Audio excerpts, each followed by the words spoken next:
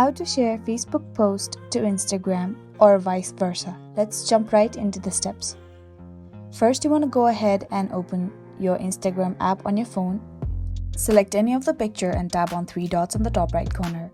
Now here you can see share to Facebook. You want to go ahead and tap on it. But for that, you have to link your Instagram to your Facebook first. To do that, you want to go to your profile.